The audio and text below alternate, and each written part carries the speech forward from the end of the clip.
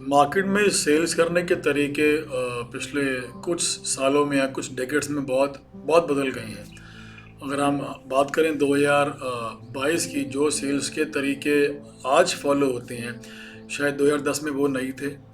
2010 वाले 2000 में नहीं थे। ऐसे ही 1990, 1980, 1970 या 1950 या 1900 बिल्कुल शिफ्ट हो चुके हैं, मतलब बिल्कुल ही शिफ्ट हो चुके हैं। बट एक लॉ चेंज नहीं हुआ पेमेंट रिकवरी का। पेमेंट रिकवरी का एक लॉ चेंज नहीं हुआ। वो लॉ मैं आपको आज बताऊंगा। अगर वो लॉ समझ में आ गया ना आपको, तो शायद आप उसको ग्रिप कर लेंगे। यार, हमारी पेमेंट्स लेट क्यों आती हैं, हमारी पेमेंट्स लेट क्यों आती हैं, पेमेंट्स क्यों नहीं आती। तो शुरू करने से पहले बता दूं आपको कि मेरा नाम रुशनीक सिंह है। मैं एक बहुत ही साधारण सा, एक मामूली सा पेमेंट रिकवरी कोच हूँ भारत देश का।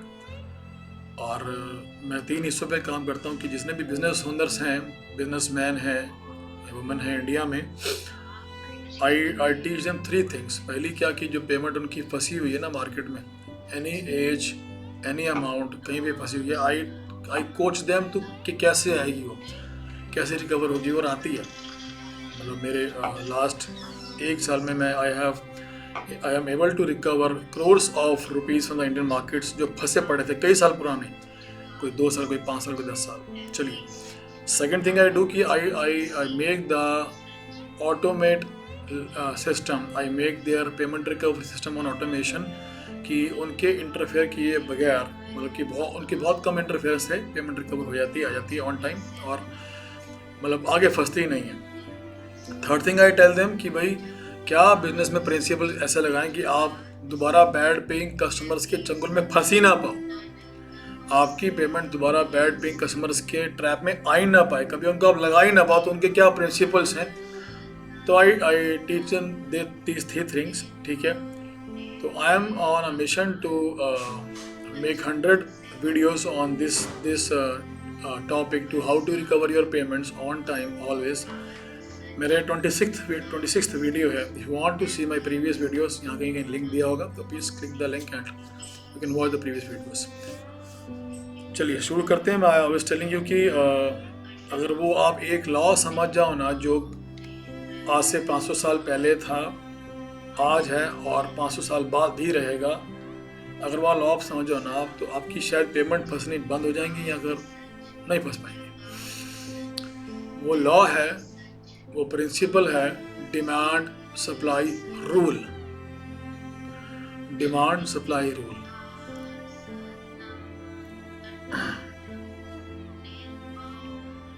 आप जिस इंडस्ट्री में बिजनेस व्यापार कर रहे हैं ना, आप चेक कीजिए वहाँ हो क्या रहा है, पेमेंट्स क्यों फंस रही हैं। बिकॉज डिमांड लिमिटेड है, सप्लाई बहुत है।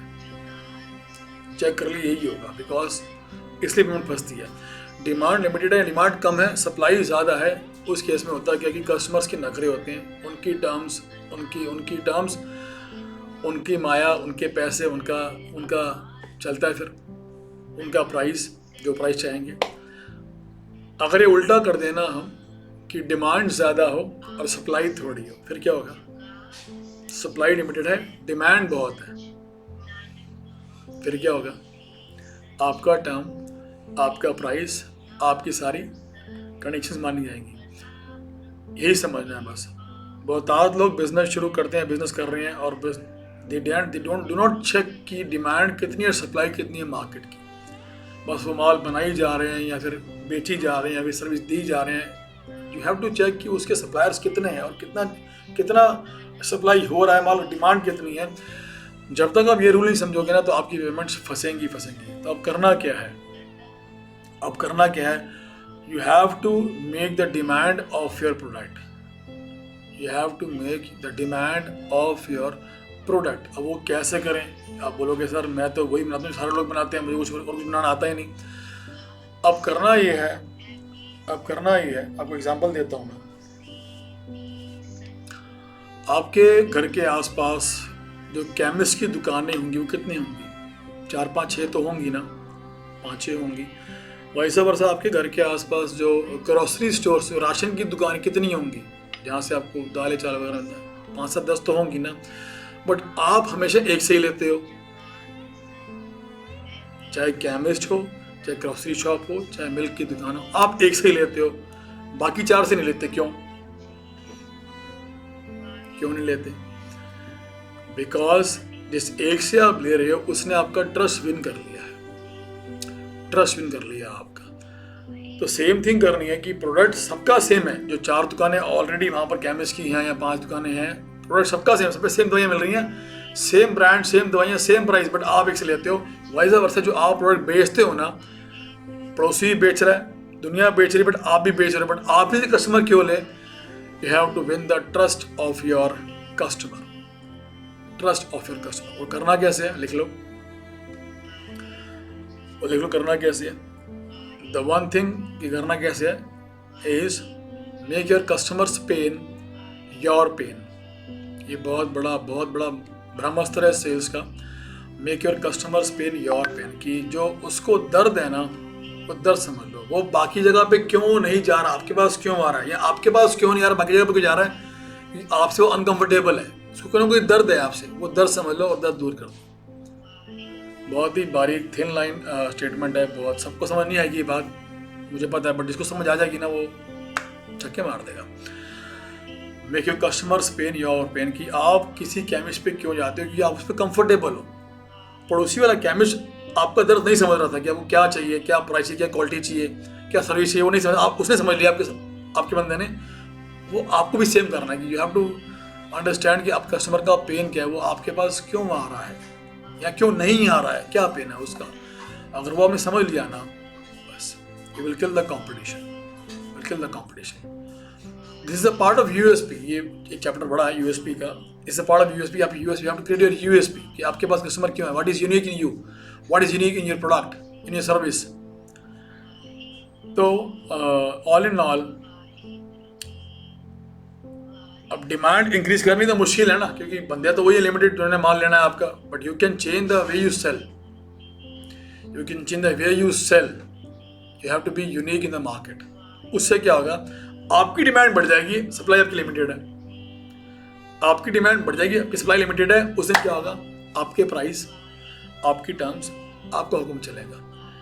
मैं अपने पार्टिसिपेंट जो मेरे से ट्रेनिंग लेते हैं मेरे स्कूल में, मैं उनको सिखा चुका हूँ, ये कमाल का काम कर रहे हैं। और मैं भी इसी पे ही काम करता हूँ। whenever I sell my trainings, I follow the same pattern, demand supply rule plus I understand their pain, कि उनको पेन क्या है, उनको पेन क्या है। चलिए जी, बहुत धन्यवाद।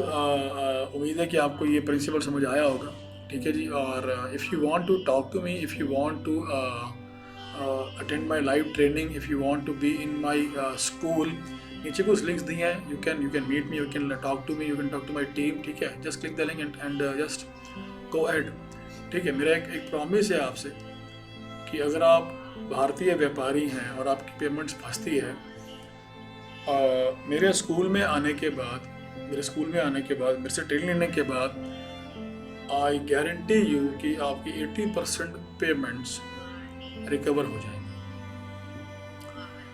रिकवरी के 2 लॉ हैं। अगर आपने जिससे पेमेंट लेनी है सामने वाले से, अगर वो बिजनेस कर रहा है, वो इंटेंशनली आपकी पेमेंट नहीं दे रहा, पेमेंट रिकवर हो जाती है। बट वो अगर कंगला है, वो हैंड टू माउथ, उसके पास पैसे नहीं है, फिर रिकवर नहीं होती, और हम वो केस लेते भी नहीं है, ठीक है। We don't handle those cases. Second law, अगर वो बंदा गायब है, एब्सकॉन्डिंग है, भगोड़ा है ही नहीं, एग्जिस्ट ही नहीं करता, कहीं गायब हो गया, तब भी पेमेंट नहीं आती। एल्स कोई भी सूरत पेमेंट आ जाती है, कोई भी कहानी पेमेंट आ जाती है, चाहे वो बड़े से बड़ा पॉलिटिशियन हो या कोई बड़े से बड़ा अफसर हो, बड़ी बड़ी कंपनी हो, गवर्नमेंट कंपनी हो, पेमेंट आ जाती है। चलिए जी, second thing, if you come to my school, की आपकी आगे पेमेंट्स फंस नहीं, कि आपने सालों काम करना है, आपकी जनरेशन से काम करना है, आप पेमेंट्स आगे नहीं फंस सकती, ये मेरा प्रॉमिस है आपसे। मैं कर चुका हूँ, ये कई लोगों के लिए कर चुका हूँ। चलिए जी, बहुत धन्यवाद। मिलते रहिए, देखते रहिए, and just wait for my next video, right? Bye bye, take care, cheers, all the best.